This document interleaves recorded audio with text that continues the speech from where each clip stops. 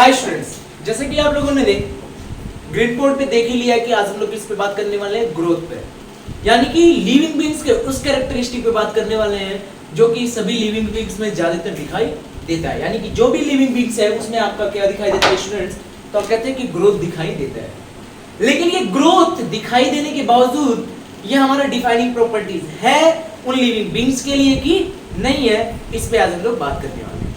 तो चलिए शुरू करते हैं हम ग्रोथ कैरेक्टरिस्टिक को लिविंग ऑर्गेनिज्म के लिए और पता करते हैं कि आज ये लिविंग ऑर्गेनिजम्स को डिस्टिंग्विश करने के लिए नॉन लिविंग बीइंग्स से यानी कि नॉन लिविंग थिंग्स से ये आपका क्या डिफाइनिंग प्रॉपर्टीज है कि नहीं है।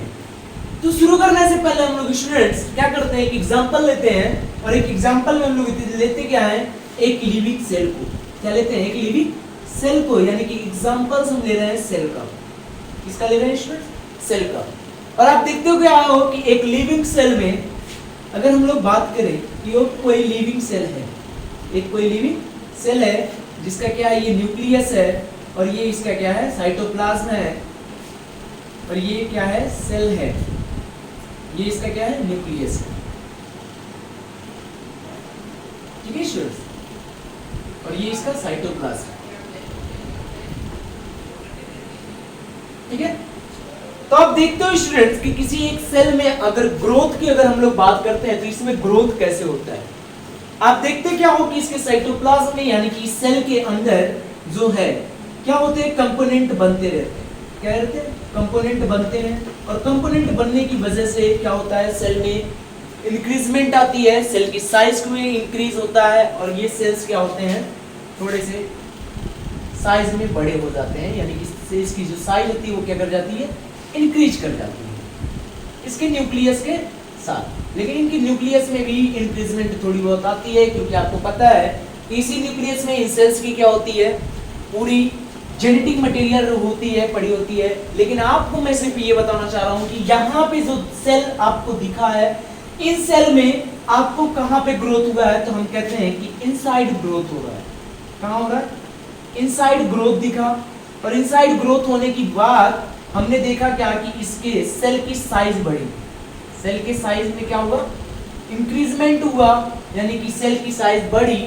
और सेल की साइज बढ़ने के बाद आप देखते क्या हो कि जब सेल मैच्योर हो जाता है, जब सेल मैच्योर हो जाता है और उसके बाद ये सेल क्या करता है, डिवीजन करता है। क्या करता है? सेल डिवीजन करता है। ये सभी सेल्स की क्या है, अपनी एक गुण है या हम कहें एक प्रॉपर्टीज है कि सभी सेल्स क्या करते हैं, डिवाइड करते हैं। क्योंकि हमारा जो भी नया सेल्स बनता है, ये हमारी सेल थ्योरी है कि जो हमारे नए सेल्स बनते हैं वो क्या है, प्री एग्जिस्टिंग सेल्स से हमारे नए सेल्स बनते हैं। तो हमारे जो भी सेल्स हैं ये जब डिवीजन करते हैं तो आप देखते क्या हो कि इनमें एक सेल से दो सेल का हम लोगों का क्या होता है, बनना दिखाई देता है। एक सेल से दो सेल का बनना दिखाई देता है। और ये कब होता है, जब हमारे सेल में क्या होता है, डिवीजन होता है। क्या होता है? जब डिवीजन होता है। और डिवीजन होने के बाद इस सेल को, जो एक सेल हमने यहाँ पे बात की थी, उस सेल में सबसे पहले क्या हुआ, इनसाइड ग्रोथ हुआ। इनसाइड ग्रोथ होने के बाद स्टूडेंट्स इनकी साइज इंक्रीज कर गई। इस सेल की क्या हुई, साइज इंक्रीज कर गई। और उसके बाद हमने देखा कि साइज इंक्रीज करने के बाद जब ये सेल मैच्योरिटी में पहुंच गया था तो इसको क्या करना था, अब डिवीजन करना था। यानी कि कोई भी सेल्स क्या होते हैं, ये प्रॉपर्टीज है कि जो हमारे सेल्स होते हैं प्री एग्जिस्टिंग सेल, वो नए सेलों को बनाते हैं, यानी कि न्यू सेल्स को हमेशा फॉर्म करते हैं। तो हमने कहा कि जो प्री एग्जिस्टिंग सेल था उसमें डिवीजन हुआ और डिवीजन होने की वजह से क्या हो गया, दो नए सेल्स का फॉर्मेशन हो गया, यानी कि टू न्यू सेल्स का फॉर्मेशन हो गया, टू न्यू डॉटर सेल का फॉर्मेशन हो गया। ठीक है, डॉटर सेल का फॉर्मेशन हुआ। अब ये जो दो न्यू डॉटर सेल के फॉर्मेशन हो रहे हैं स्टूडेंट्स, आप देखोगे क्या कि यहाँ पे आपको दिखाई दे रहा होगा कि जो ग्रोथ हो रहे हैं, जो ग्रोथ हो रहे हैं वो क्या हो रहे हैं, हमारे इनसाइड ग्रोथ हो रहे हैं। क्या हो रहे हैं, हमारे सेल्स के अंदर ग्रोथ हो रहे हैं, यानी कि हमारे साइटोप्लाज्म में कंपोनेंट बन रहे हैं। कंपोनेंट बनने की वजह से यहाँ पे सेल का जो साइज हो रहा है वो क्या हो रहा है, इंक्रीज कर रहा है। और इंक्रीज करने के बाद यही सेल्स बाद में डिवीजन कर रहे हैं और क्या कर रहे हैं, दो न्यू डॉटर सेल्स को बना रहे हैं। यानी कि ग्रोथ की हमारी एनसीईआरटी एक लाइन देती है कि जो ग्रोथ है इसके पास ट्विन फीचर होता है। क्या होता है? ट्विन फीचर होता है। तो मैं यहाँ पे लिखता हूँ ट्विन फीचर ऑफ ग्रोथ क्या है? Growth is a twin feature. Growth है ट्विन फीचर, ट्विन फीचर, ठीक है। ट्विन फीचर में अगर हम लोग स्टूडेंट्स देखते हैं वो कौन कौन से फीचर है, तो हम कहते हैं कि पहला क्या हो रहा है, यहाँ पे सेल की साइज इंक्रीज कर रही है। क्या कर रही है? पहला सेल की साइज इंक्रीज कर रही है, सेल साइज इंक्रीज कर रहा है। दूसरी, हमारा इस ग्रोथ की वजह से क्या हो रहा है, सेल्स के नंबर इंक्रीज कर रहे हैं, सेल के नंबर इंक्रीज कर रहे हैं। सेल नंबर में क्या हो रहा है? इंक्रीजमेंट हो रहा है, यानी कि बढ़ोतरी हो रही है। यानी कि ग्रोथ के पास क्या है? ग्रोथ है ट्विन फीचर। उसके पास दो फीचर्स हैं कि ये क्या करता है, इन सेल्स के साइज को भी ग्रोथ कर रहा है, इन सेल की साइज को भी बढ़ाने का काम कर रहा है, और इन सेल्स के नंबर को भी बढ़ाने का काम कर रहा है। यहाँ पे आप लोगों ने जैसा कि देख लिया कि एक सेल हमने लिया, उस सेल में क्या हुआ, इनसाइड ग्रोथ हुआ, यानी कि इनके अंदर कंपोनेंट बनते गए, कंपोनेंट बने, सेल साइज इंक्रीज किया, सेल साइज इंक्रीज करने के बाद सेल मैच्योर हुआ, उसमें डिवीजन हुई, डिवीजन होने के बाद दो न्यू डॉटर यानी कि 2 न्यू डॉटर सेल्स को इसने बना दिया। यहाँ पे आपने देखा कि पहले साइज इंक्रीज किया, फिर इसके सेल के क्या हो गए, नंबर इंक्रीज किए, एक सेल से क्या हो गया, 2 नंबर ऑफ सेल बन चुके हैं, यानी कि फॉर्म हो चुके हैं। तो हम कहते हैं कि किसी भी ग्रोथ का जो, अगर हम लोग कैरेक्टरिस्टिक की बात कर रहे हैं जिस ग्रोथ की, उसके पास क्या होती है, ट्विन फीचर होता है। पहला तो होता है कि सेल साइज को वो इंक्रीज करता है, दूसरी प्रॉपर्टी उसके यानी कि दूसरी फीचर उसके पास क्या होती है, सेल नंबर को इंक्रीज करता है। लेकिन स्टूडेंट्स हम कहते हैं कि ये भी डिपेंडेंट होता है, इसके सेल साइज की जो ग्रोथ की वजह से सेल साइज इंक्रीज हो रही है, ये इंक्रीज होगी कि डिक्रीज होगी, ये भी कुछ कंपोनेंट पे क्या होते हैं, डिपेंडेंट होते हैं। तो हम कहते हैं कि ग्रोथ किस पे डिपेंडेंट होता है, तो उसकी अब हम लोग क्या करने वाले हैं, बात करने वाले हैं। तो ग्रोथ डिपेंडेंट होता है स्टूडेंट्स दो अपोजिंग कंपोनेंट, ग्रोथ डिपेंडेंट होता है दो अपोजिंग कंपोनेंट पे। चलिए देखते हैं कि डिपेंडेंट किस पे होता है, डिपेंडेंट ऑन 2 अपोजिंग कंपोनेंट। जो इसको अपोज करते हैं वो कौन कौन से कंपोनेंट है, 2 opposing component.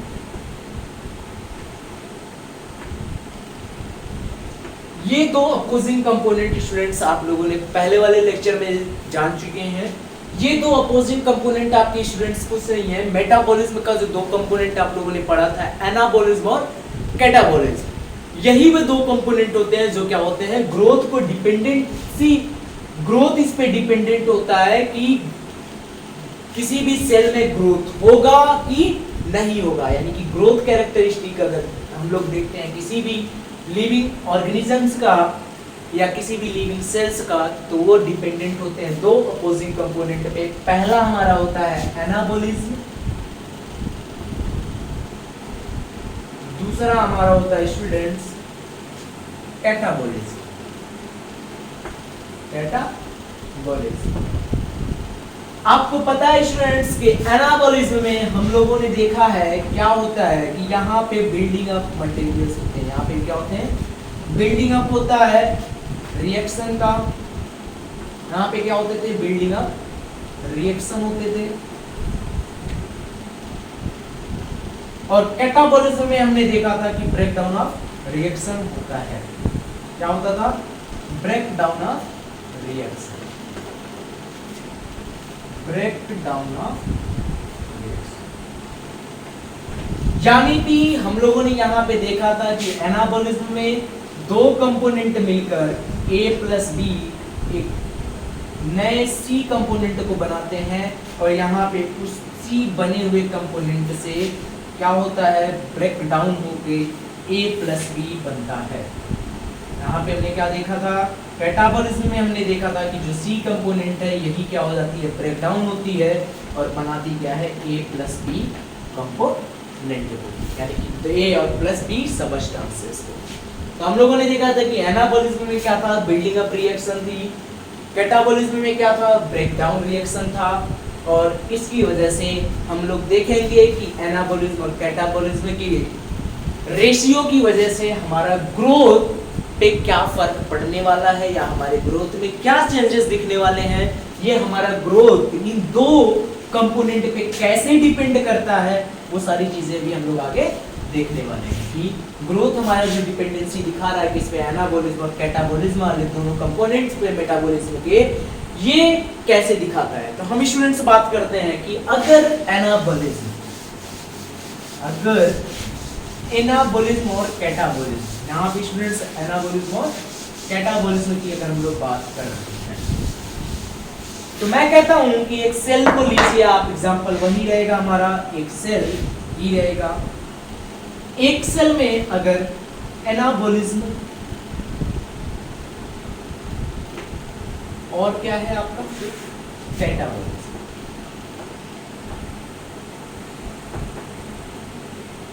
Change in cell, जो चेंज शो होगा, चेंज शोज इन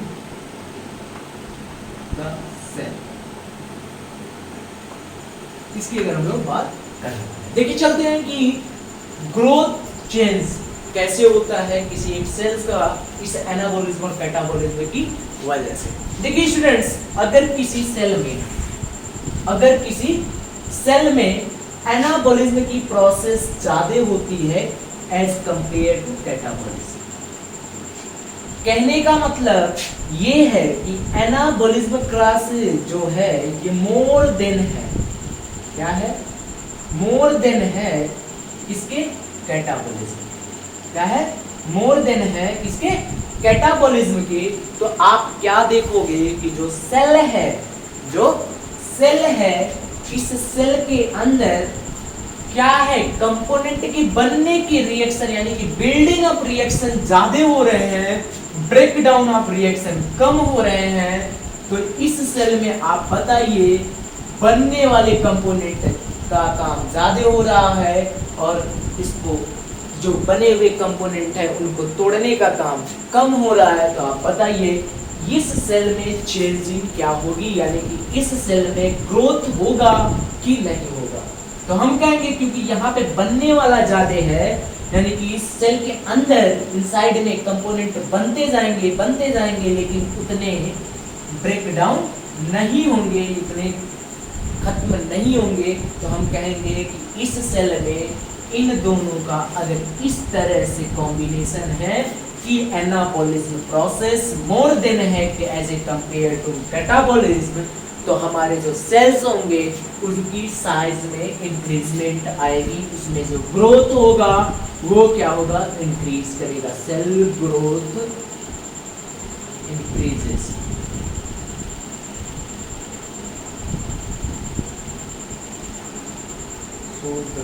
सॉरी, यहाँ पे हम लिख देते हैं सेल सोज ग्रोथ। तो यहाँ पे अगर एनाबॉलिज्म प्रोसेस ज्यादा हो रहा है एज कंपेयर टू कैटाबॉलिज्म, तो हम कहेंगे कि सेल सोज ग्रोथ, सेल सोज ग्रोथ, यानी कि सेल में आपको क्या दिखेगा, ग्रोथ दिखेगा। लेकिन स्टूडेंट्स अगर इन्हीं कैटाबॉलिज्म और एनाबॉलिज्म प्रोसेस में कुछ अलग टाइप का हो, जैसे अब किसी सेल में यानी कि उस दूसरे सेल को हम लें जिस सेल में क्या है कि एनाबॉलिज्म और कैटाबॉलिज्म इक्वल हो रहा है, जितना कंपोनेंट बन रहा है उतना ही कंपोनेंट क्या हो रहा है, खत्म भी हो रहा है, उतने ही कंपोनेंट क्या हो रहा है, विघटित भी हो रहा है। ठीक है, हम कहते हैं कि anabolism is equal to the catabolism, जितने बनने वाले कंपोनेंट हैं उतने ही खत्म होने वाले भी कंपोनेंट है, उतने ही नष्ट होने वाले भी कंपोनेंट हैं। यानी कि जो सेल्स है, जो सेल्स की साइज है या जो सेल है, इसमें मान लीजिए अगर कोई कंपोनेंट बन रहा है तो उतना ही कंपोनेंट क्या हो रहा है, नष्ट भी हो रहा है। यानी कि जितने कंपोनेंट फॉर्म हो रहे हैं उतने कंपोनेंट का ब्रेक डाउन भी हो रहा है, जितने कंपोनेंट बिल्ड हो रहे हैं उतने ही कंपोनेंट क्या हो रहा है, ब्रेक डाउन हो रहे हैं। तो हम कहेंगे कि यहाँ पे क्या है, anabolism is equal to the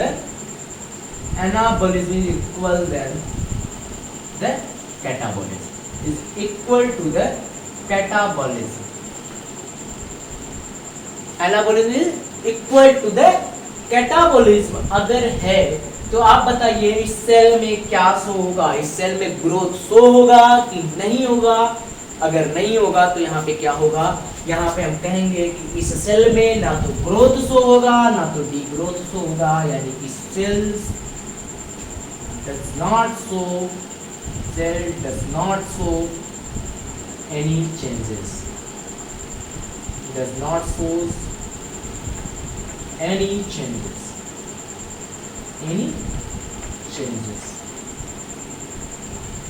students.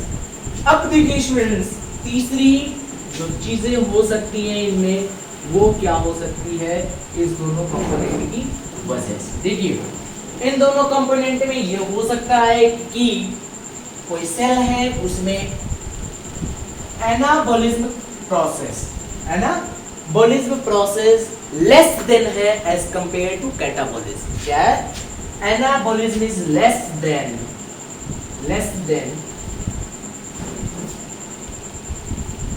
As compare to किसके, कैटाबॉलिज्म। यानी कि अब यहाँ पे क्या है, यहाँ पे क्या था, एनाबॉलिज्म ज्यादा था, कैटाबॉलिज्म लेस था।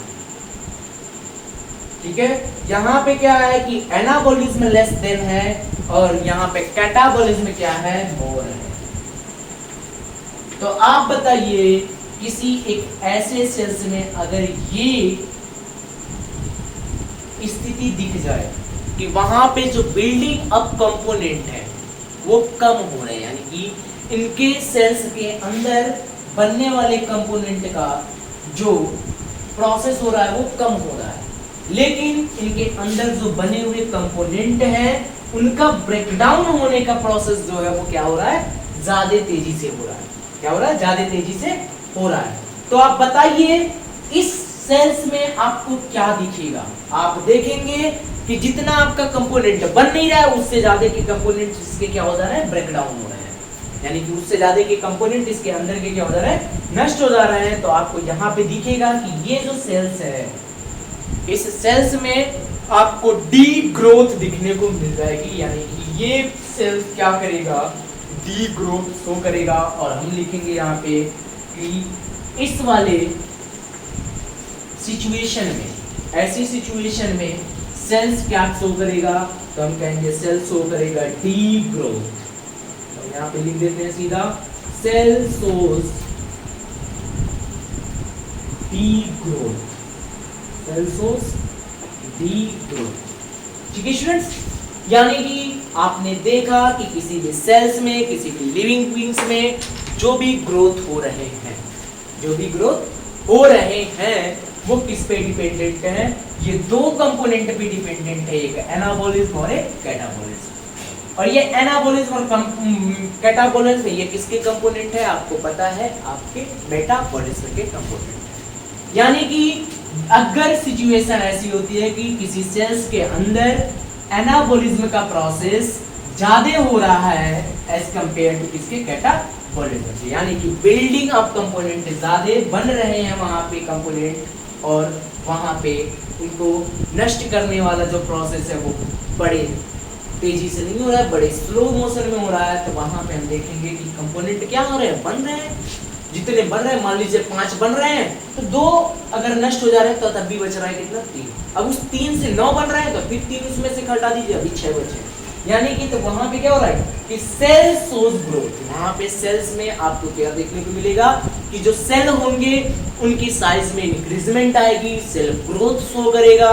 और इसी तरह से हम लोग देखते हैं दूसरी सिचुएशन जहां पे ये देखते हैं कि अगर दोनों प्रोसेस इक्वल हो, अगर दोनों प्रोसेस क्या हो, इक्वल हो, कैटाबॉलिज्म और एनाबॉलिज्म दोनों इक्वल रूप में, इक्वल रेशियो में इनके प्रोसेस हो रहे हैं, जितना बन रहा है उतना खत्म हो रहा है, जितना बन रहा है कंपोनेंट उतना ही खत्म हो रहा है कंपोनेंट। तो हम कहेंगे कि वो सेल कुछ भी नहीं शो करेगा, does not show any changes.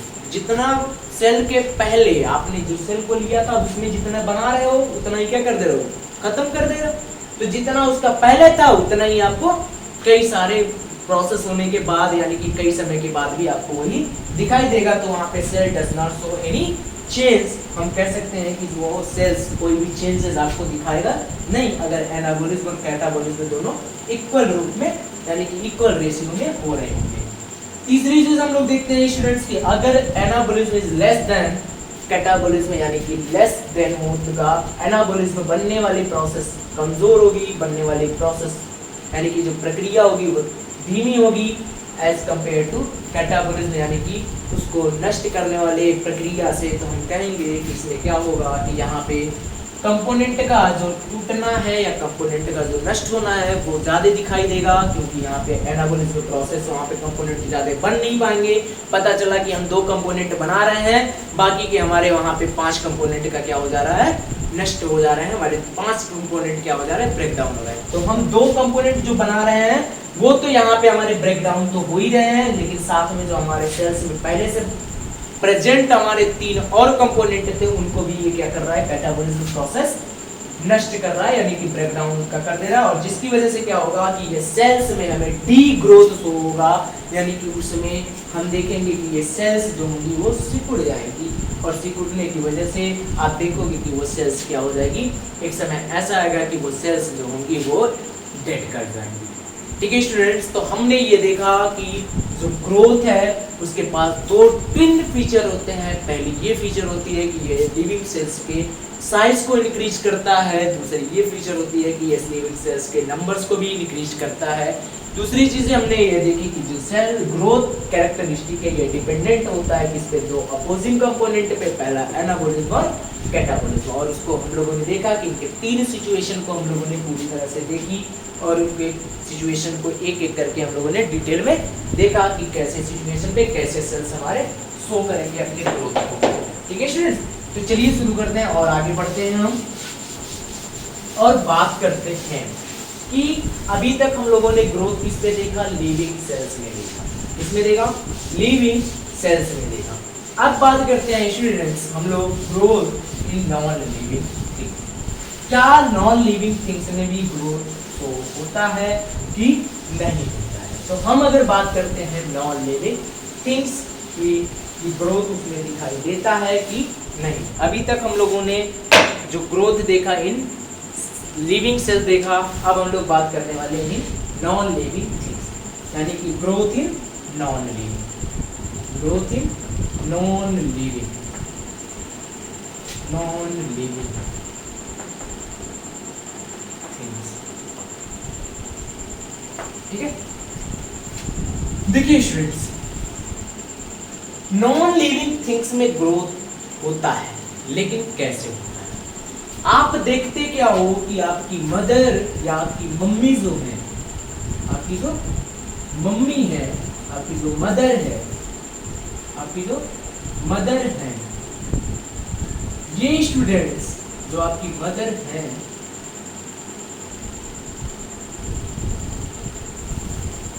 ये आपको ऐसे बना देता हूँ। ठीक है, मान लेना ये आपकी मदर है। ठीक है, मैं देखो स्टूडेंट्स कार्टूनिस्ट हूँ नहीं, बहुत ज़्यादा अच्छी फिगर तो बनती नहीं है मुझसे, लेकिन जितनी भी बनती है लोग कहते हैं ठीक ठाक बनती है, तो उस कंपैरिजन में मैं मान लो ये ऐसे बना दूँगा। ठीक है, ये मम्मा वाला दूँगा। ठीक है, ये किसी के क्या होगी, मम्मा। इनके पैर थोड़े इधर करो, इधर क्यों करो अभी मैं बता रहा हूँ। थोड़ी सी मम्मा यहाँ है, मोटी हो जा रही है, तो मैं इसको पतले कर देता हूँ।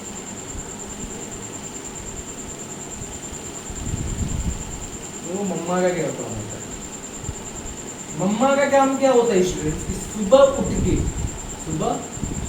उठ के हर मम्मा जो होती हैं आप लोगों की, वो क्या करती हैं,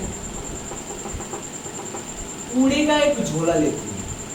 कूड़े का झोला, क्या ये कूड़े का झोला,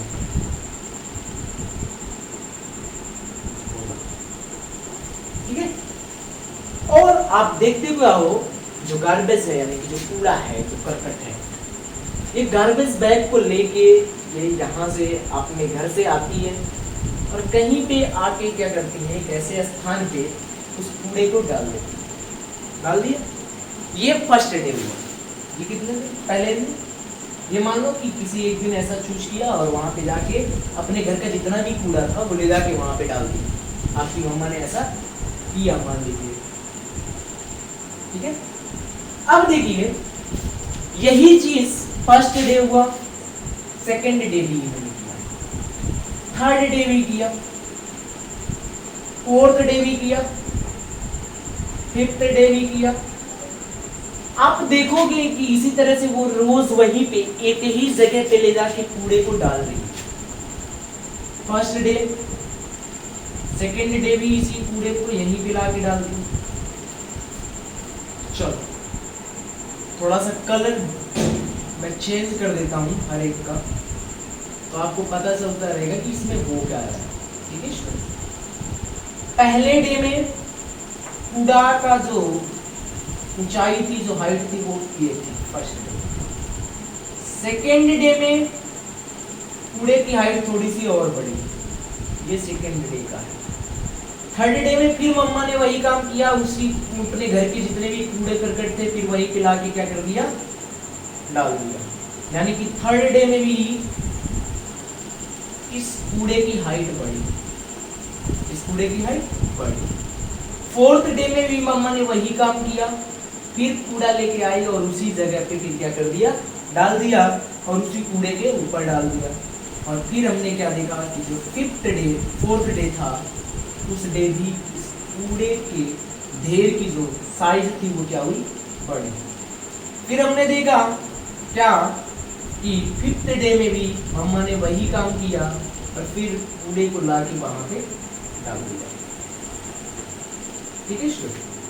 तो आपने देखा क्या स्टूडेंट्स, फर्स्ट डे से लेके फिफ्थ डे के बीच में एक ही काम मम्मा ने किया। मम्मा ने क्या किया, जितने भी कूड़े करकट होते थे वो कूड़े करकट के ढेरे में रखती थी और हर सुबह लाके वो क्या करती थी, एक स्थान पर उस कूड़े और करकट को या कचड़े को डाल देती थी। और डालने की वजह से क्या देखा आपने कि फर्स्ट डे में डाला तो जो हाइट थी कूड़े की वो कम थी, सेकेंड डे में डाला तो थोड़ी और बढ़ गई, थर्ड डे में डाला और बढ़ी, फोर्थ डे में डाला और बढ़ गई, फिफ्थ डे में डाला और बढ़ गई। यानी कि यहां पे क्या हुआ, फर्स्ट डे में आपको फर्स्ट डे में जो कूड़े की हाइट ये दिख रही थी, वही फिफ्थ डे के समय यानी कि 5वें दिन में वो हाइट क्या हुई थी, ये हो गई थी, ठीक है। ये कौन सा था, फर्स्ट डे था। ये कौन सी हाइट थी, फर्स्ट डे। ये कौन सी हाइट हो गई है, फिफ्थ डे की। यानी कि स्टूडेंट्स आप देख रहे हो कि जो नॉन लिविंग थिंग्स हैं जो नॉन लिविंग थिंग्स हैं उसमें भी क्या हो रहा है, ग्रोथ हो रहा है। क्या हो रहा है, ग्रोथ हो रहा है। इसकी साइज इंक्रीज कर रही है, इनकी हाइट इंक्रीज कर रही है। इसमें भी क्या हो रहा है, ग्रोथ शो हो रहा है। क्या हो रहा है, ग्रोथ शो हो रहा है, ग्रोथ शो कर रहे हैं। लेकिन स्टूडेंट्स आपको एक चीज यहां पे और दिखी होगी कि जब हम लोगों ने लिविंग सेल्स को लिया था तो वहां पे जो साइज इंक्रीज हो रही थी वो इनसाइड कंपोनेंट बनने की वजह से हो रही थी, यानी कि सेल के अंदर कंपोनेंट बनने की वजह से उन सेल की इंक्रीजमेंट हो रही थी। जैसे कि अगर एक छोटा सा बच्चा होता है, जैसे कि अगर फिर हम एक लिविंग सेल्स की बात करें, यहाँ पे मल्टीसेलुलर ऑर्गेनिजम्स को लेके चले, मान लो कि एक छोटा सा कोई बच्चा है, छोटा सा क्या है, कोई बच्चा है, ठीक है। इस बच्चे की हाइट बढ़ती है 10 से 12 साल होते होते और ये बच्चा कुछ इस साइज का हो जाता है।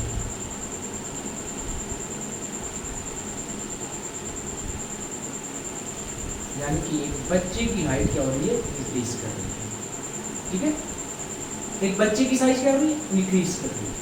इसमें ग्रोथ शो हो रहा है। लेकिन आप क्या बताओ, क्या बच्चे के जो सेल्स बनते हैं वो ऊपर बनते हैं?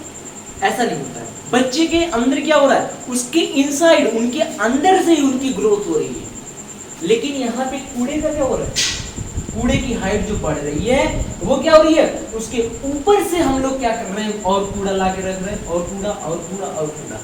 इसी तरह माउंटेन्स बनते हैं। इसी तरह क्या होता है, आप देखते हो कि आप दिल्ली वगैरह में देखोगे, इसी कूड़े से जो नगर पालिका निगम होती है, जो वहां की दिल्ली की DMC, वो क्या करती है, नगर पालिका जो निगम है वहां की दिल्ली की, वो सभी कॉलोनियों से कूड़े को इकट्ठा करती है गाड़ियों में, और उस गाड़ियों को ले जाके क्या करती है, एक ऐसे स्थान पर रखती है जहां पे कूड़े का एक ऐसा ढेर बन चुका है कि वहां पे आप देखोगे कूड़े का पहाड़ बन चुका है।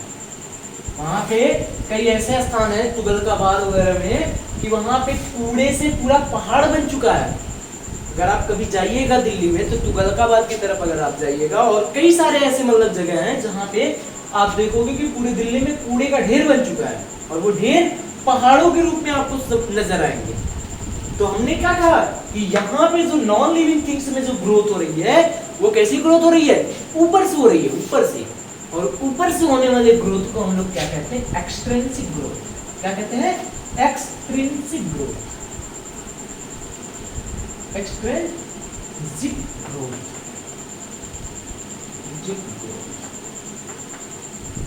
ठीक है। यहां पे जो ग्रोथ हो रही है, यानी कि एक सेल्स की बात करें, इस सेल्स में जो ग्रोथ हो रहा है, इस सेल्स की जो साइज बढ़ रही है, इसमें क्या हो रहा है, इंट्रिंसिक ग्रोथ हो रहा है। इंट्रिंसिक ग्रोथ, ग्रोथ, ठीक है स्टूडेंट। तो हमने क्या देखा कि ग्रोथ भी दो तरह से हो रहे हैं। लिविंग बीइंग्स में, यानी कि लिविंग थिंग्स में जो ग्रोथ हमें शो हो रहे हैं, वो कैसे हो रहा है, इंट्रिंसिक ग्रोथ हो रहा है, यानी कि इनसाइड द बॉडी ग्रोथ हो रहा है। लेकिन जब नॉन लिविंग थिंग्स की हम लोग बात कर रहे हैं, ये किसका है, ये लिविंग थिंग्स की बात कर रहे हैं। ये किसकी बात है, लिविंग्स की बात कर रहे हैं। ये किसकी बात है, लिविंग की बात है। ये किसकी बात है, लिविंग की बात है, लिविंग सेल की बात है। ये जो है आपका, ये किसका है, नॉन लिविंग, किसका, नॉन लिविंग की बात है। लिविंग सेल्स में या लिविंग बीइंग में हम लोगों ने देखा क्या कि जो ग्रोथ आपको शो हो रहे हैं वो कैसे हो रहे हैं, इंट्रिंसिक ग्रोथ हो रहे हैं। वहीं पे नॉन लिविंग बीइंग्स में या नॉन लिविंग थिंग्स में जो हम लोगों ने ग्रोथ देखा वो कैसे हो रहे हैं, एक्सट्रिंसिक ग्रोथ हो रहे हैं, यानी कि बाहरी ऊपर से ग्रोथ हो रहे हैं, आउटसाइड द बॉडी ग्रोथ हो रहा है। हमने क्या कहा कि इस वजह से हम लोगों ने देखा कि इंट्रिंसिक ग्रोथ किसमें दिखा, इनसाइड ग्रोथ किसमें दिखा, हमारे लिविंग सेल्स में, लिविंग बीइंग्स में।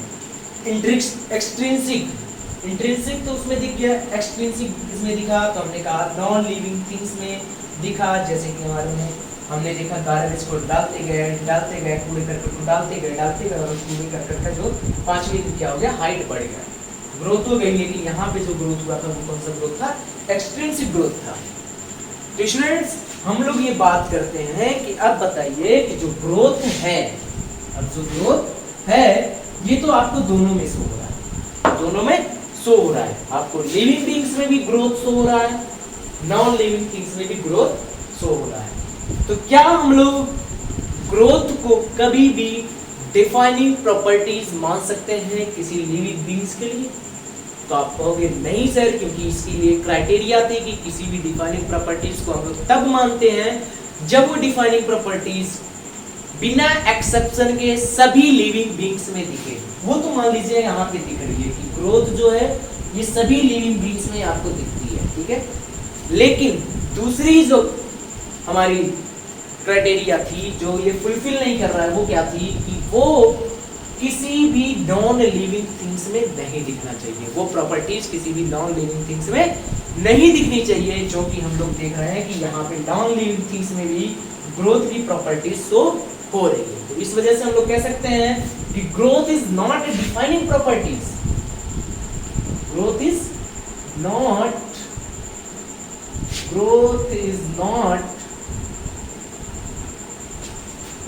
a defining property,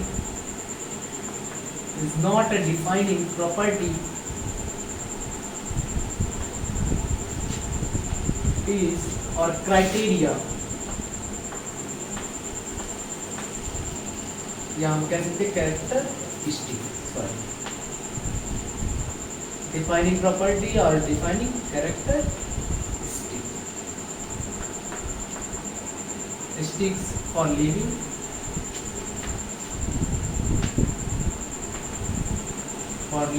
beings.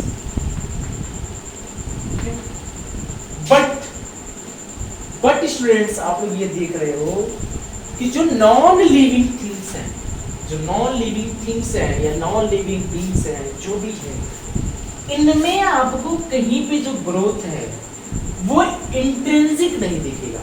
कैसा नहीं दिखेगा? इंट्रिंसिक नहीं दिखेगा। इनसाइड द बॉडी कभी भी नहीं दिखेगा। यहाँ पे इनसाइड ग्रोथ नहीं दिखेगा। यहाँ पे क्या है? Inside growth, inside body growth नहीं दिखेगा। इनसाइड बॉडी ग्रोथ नहीं दिखेगा। यहाँ पे जो ग्रोथ दिख रहा है वो आउटसाइड बॉडी ग्रोथ दिख रहा है। तो क्या दिख रहा है? आउटसाइड बॉडी ग्रोथ शो होगा हमेशा। लेकिन यहाँ पे क्या दिख रहा है आपको स्टूडेंट्स? यहाँ पे आपको इंट्रिंसिक, इंट्रिंसिक यानी कि इनसाइड बॉडी ग्रोथ दिख रहा है। यहाँ पे क्या हो रहा है? सभी लिविंग बीइंग्स में बिना एक्सेप्शन के इनसाइड क्या दिख रहा है? इनसाइड बॉडी ग्रोथ दिख रहा है। इनसाइड बॉडी ग्रोथ दिख रहा है। लेकिन यहाँ पे एक्सट्रिंसिक नहीं दिख रहा है। यहाँ पे बाहर से जो ग्रोथ है वो भी दिख रहा है, लेकिन इनसाइड बॉडी ग्रोथ सिर्फ और सिर्फ लिविंग सेल्स में देखने को मिल रहा है, यहाँ पे देखने को नहीं मिल रहा है। यहाँ पे एक्सट्रिंसिक भी दिखाई दे जाती है। यहाँ पे अगर आप किसी लिविंग बीइंग्स के ऊपर कुछ और चीजें रख दोगे तो वो क्या दिखेगा? मोटा सा दिखेगा।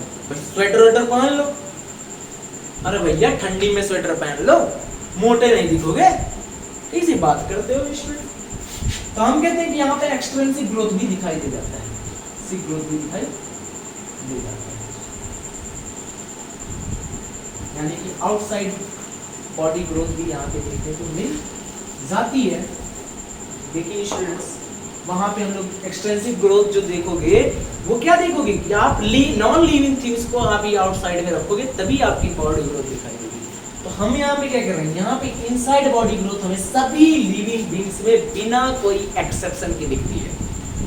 जितने भी लिविंग बीइंग्स हैं, जितने भी पेड़ पौधे हैं, जितने भी जीव जंतु हैं जो लिविंग हैं, उनमें एक्सट्रिंसिक ग्रोथ नहीं दिखेगा, यानी कि आउटसाइड बॉडी ग्रोथ कम दिखाई देगा ही नहीं। लगभग मैं कहूंगा कि उसमें क्या दिखाई देता है? इनसाइड बॉडी ग्रोथ हमारे सभी लिविंग ऑर्गेनिजम्स में देखने को मिल जाते हैं। यानी कि इनसाइड बॉडी ग्रोथ को हम लोग क्या कह रहे थे? Intrinsic body growth. ठीक है, तो हम कहते हैं ग्रोथ का जो दूसरा वाला पार्ट है या दूसरा टाइप है इंट्रिंसिक ग्रोथ का, उसको मिटा देते हैं स्टूडेंट। ठीक है, तो हम कहते हैं कि growth is not a defining properties और characteristic for living beings, but intrinsic growth, intrinsic growth is a defining properties, is a defining characteristic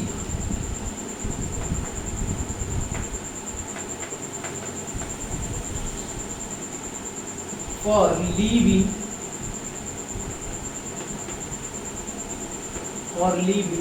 beings। ये लिख लीजिएगा स्टूडेंट्स, आपके लिए बहुत ही आप कह सकते हैं कि इम्पोर्टेंट है। ये एनसीईआरटी लाइन है कि growth is not a defining properties और characteristic for the living beings, यानी कि ग्रोथ जो कैरेक्टरिस्टिक है वो किसी लिविंग बीइंग्स के लिए डिफाइनिंग प्रॉपर्टीज नहीं हो सकता, लेकिन ग्रोथ का जो टाइप इंट्रिंसिक ग्रोथ होता है वो लिविंग बीइंग्स के लिए डिफाइनिंग कैरेक्टरिस्टिक माना जाता है, क्योंकि हमने देखा है कि बिना किसी एक्सेप्शन के आपके सभी लिविंग बीइंग्स में इंट्रिंसिक ग्रोथ होता है। लेकिन वहीं पे हम लोगों ने देखा है नॉन लिविंग थिंग्स में इनसाइड बॉडी ग्रोथ एब्सेंट होता है, यानी कि इंट्रिंसिक ग्रोथ एब्सेंट होता है। उसमें कहीं पे आप किसी भी नॉन लिविंग थिंग्स में इंट्रिंसिक ग्रोथ नहीं देखने को मिलेगा। तो हम कहते हैं स्टूडेंट्स आज के लिए बस इतना ही। आज हम लोगों ने ये कंक्लूजन निकाला कि ग्रोथ जो होता है वो डिफाइनिंग प्रॉपर्टीज नहीं होता है, डिफाइनिंग कैरेक्टरिस्टिक नहीं होता है किसी लिविंग बीइंग्स के लिए, लेकिन ग्रोथ की दूसरे टाइप्स हम लोग इंट्रिंसिक ग्रोथ की जो बात करते हैं ये डिफाइनिंग कैरेक्टरिस्टिक होती है किसके लिए, लिविंग बीइंग्स के लिए। तो आज के लिए स्टूडेंट्स इतना ही। आज हम लोगों ने बात की ग्रोथ पे। तो स्टूडेंट्स अगर ये वीडियोस आपको अच्छी लगी है तो कृपया करके अगर हेल्पफुल आपको लगी है तो इस वीडियोस को लाइक करिएगा, अपने दोस्तों के साथ शेयर करिएगा और हाँ सब हमारे चैनल को सब्सक्राइब करना मत भूलिएगा, क्योंकि आप अगर हमारे चैनल को सब्सक्राइब करेंगे तो आने वाले हमारे जो वीडियोस हैं इस चैप्टर के वो सभी चैप्टर की वीडियोस के नोटिफिकेशन आपको मिलते रहेंगे। लेकिन हाँ जाते जाते मैं ये भी कहना चाहूँगा कि सब्सक्राइब करते समय बेल आइकन जरूर दबाइएगा और ऑल नोटिफिकेशन को ऑन जरूर कीजिएगा, जिससे कि हमारे सभी वीडियोस के नोटिफिकेशन आपको मिलते रहे। Thank you, that's all.